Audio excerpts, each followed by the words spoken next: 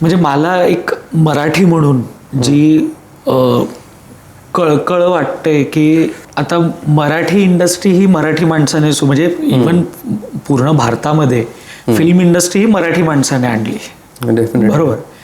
मुंबईमध्ये पूर्ण भारताचं जे काही मेन आपण म्हणतो की फिल्म इंडस्ट्री जी कॉन्सन्ट्रेटेड आहे ती मुंबईमध्ये जास्त आहे. मुंबई महाराष्ट्रात आहे. राईट.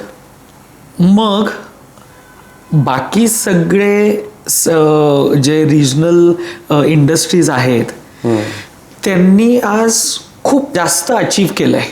आता तुम्ही साऊथच्या इंडस्ट्रीज बघा, इव्हन नॉर्थच्या पण काही काही इंडस्ट्रीजनी खूप चांगलं अचीव केलेलं आहे.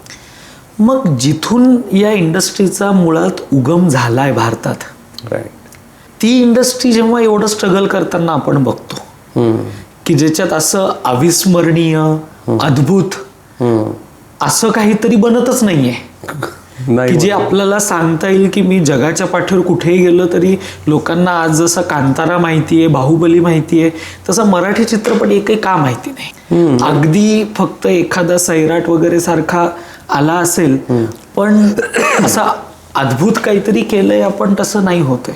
याच्या मागचं कारण काय? ह्याच्या मागे कारण एज्युकेशन आहे मला वाटतं. असं अशा खूप आत्ताच्या काळात या 7-8 वर्ष 10 वर्ष आपण जे काय बोलू, चांगले स्क्रिप्ट्स लिहिलेले आहेत आपल्याकडे, चांगलं काहीतरी करण्याची इच्छा असणारे पण खूप चांगले डिरेक्टर्स आहेत. पण जेवढं मी बघितलं ना की when you go and pitch a film to any producer ना, तुमची फिल्म कशी आहे महत्त्वाचंच नाही आहे तिकडे, तुम्ही कोणाच्या थ्रू तिकडे पोहोचलात ना ते महत्त्वाचं आहे. मग तुम्ही शिट घेऊन जा तिकडे, काही प्रॉब्लेम नाही. लॉबिंग एक असं ना ट्रेंड फॉलो करण्याचा कुठला तरी वेगळा ट्रेंड आला आहे. तर आता सैराट आला, प्रत्येकाला सैराट करायचा आहे. सगळ्यांना वाटतं की सैराट सारखं आपण करू शकतो ना, त्याच्यात काय सगळे तर नॉन ॲक्टरच आहेत आणि 100 कोटी त्यांनी कमवलेत ना नॉन ॲक्टर्सला घेऊन. तर तुम्हाला 100 कोटी दिसत आहेत, आपण त्यांनी 2 वर्ष तिकडे वर्कशॉप घेतलं रे त्यांचं, है ना, त्यांना ट्रेन केलं. नॉन ॲक्टर्सना त्यांनी आधी ॲक्टर बनवलं आणि त्याच्यानंतर ते 100 कोटी येतात ना. ती तयारी कोणी बघितलीच नाही आहे.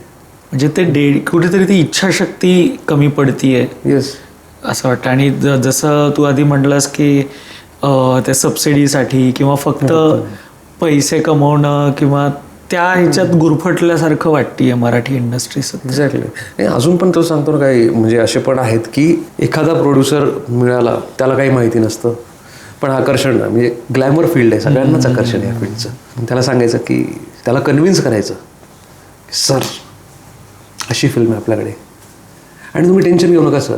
बघा आपण एवढे इन्व्हेस्ट करायचे, असे सांगतात ते की 130-120 काहीतरी प्रकारचे राईट्स असतात, ह्याच्यातनं एवढे पैसे मिळणार, ह्याच्यातनं एवढे सबसिडीचे एवढे तेवढे.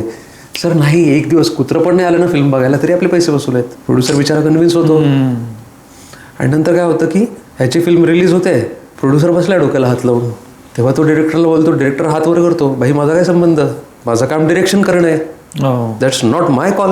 नाही चालली फिल्म, मी काय करू, कारण त्याने बनवली शीटच आहे. बरं, ह्याला अक्कल पण नाही आहे कारण ह्याने पण अभ्यास नाही ना केला. आता सांगू का, हेच जे प्रोड्युसर्स आहेत, हे इन्व्हेस्टर्स आहेत, ह्यांच्याकडे खरंच कोणीतरी जेन्युन व्यक्ती गेला आणि त्याने खरंच एखादा जेन्युन प्रोजेक्ट नेला, नॉट जस्ट अबाउट फिल्म. मी सांगतो की बाबा त्याने सांगितलं की मला किराण्याचं दुकान टाकायचं आहे ज्याच्यामध्ये शोर शॉट मला एवढं प्रॉफिट आहे, त्याला ही लोक 100 प्रश्न विचारणार की बाबा कुठल्या एरियात दुकान टाकतोयस, तिकडे कसली लोकसंख्या आहे, लोकांचं काय म्हणतात ना स्पेंडिंग पॉवर काय आहे, 100 प्रश्न ते त्यांना विचारणार. इकडे तुम्ही करोडो टाकताय तेव्हा तुम्हाला वाटलं नाही का की याला विचारावं की भाई तू ह्याच्या आधी काय केलं आहेस, खरंच या फिल्ममध्ये तेवढं पोटेन्शियल आहे का. बिईंग अ प्रोड्युसर तुम्हाला फिल्म मेकिंगमधलं एवढं तरी कळतंय का, तो का मागवतोय, कुठले लाईट्स मागवतोय, का एवढ्या लाईट्सची गरज आहे का, खरं हे तुम्हाला नॉलेज आहे का या गोष्टीचं. पण तुम्ही जर इकडे 2 कोटी 1 कोटी इन्व्हेस्ट करताय, मग तुम्ही 2 महिने वेळ काढून अभ्यास करायला हवा ना आधी. इतर लोकांना, जेन्युन लोकांना पैसे देताना तुम्ही जेवढा अभ्यास करता ना तेवढाच फ्रॉड लोकांना पैसे देताना अभ्यास करा.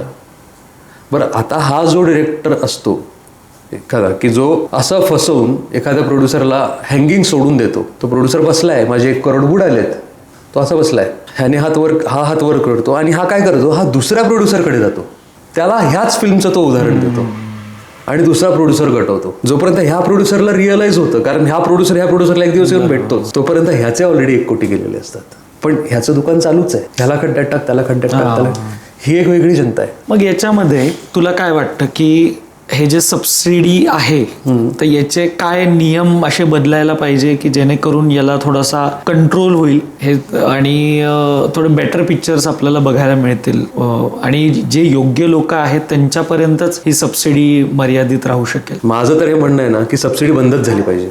बरं, हे सांगणार मी काय पहिला नाही आहे, महेश मांजरेकरांनी पण हे सांगितलं आणि त्यांनी खूप व्हॅलिड मुद्दे सांगितले आहेत. ह्याच्यामध्ये maybe I don't know, पण पॉलिटिकल पार्टीजचा काही वेगळा इंटरेस्ट असेल त्यामुळे त्यांना सबसिडी कदाचित बंद करता येत नसेल. वोट बँक असू शकतं, काही असू शकतं, वी डोंट नो, आपण तिथपर्यंत नाही जाऊ शकत आहे. पण मग तुम्ही ॲटलिस्ट ना थोडासा क्रायटेरिया चेंज करा. तुम्ही पहिल्या फिल्मला सबसिडी देऊ नका, तुम्ही दुसऱ्या फिल्मला द्या ना. पहिल्या फिल्मला सबसिडी तुम्ही नाही देते आणि तोच व्यक्ती जेव्हा सेकंड फिल्म करतो आणि सबसिडीसाठी अप्लाय करतो म्हणजे he is a genuine person. आणि जेव्हा त्याला माहिती आहे की पहिल्या फिल्मला ₹1 मला परत मिळणार नाहीये, त्यावेळेला तो प्रत्येक पाऊल फुंकून फुंकून ठेवेल. बरोबर. आणि तो प्रयत्न करेल की मी चांगलीच फिल्म बनवेल. कारण जेव्हा जेव्हा चांगल्या फिल्म आल्या आहेत ना, मराठी प्रेक्षकांनी त्या फिल्म चालवल्या आहेत. मी बघितलंय की चांगली फिल्म असेल तर लोक थिएटरला जाऊन बघतात. एक वेळ ते हिंदी फिल्म बाजूला ठेवतील पण ते मराठी फिल्म जाऊन बघतातच. फक्त तुम्ही जेन्युइनली प्रयत्न करत नाही. हा मेजर प्रॉब्लेम आहे आता.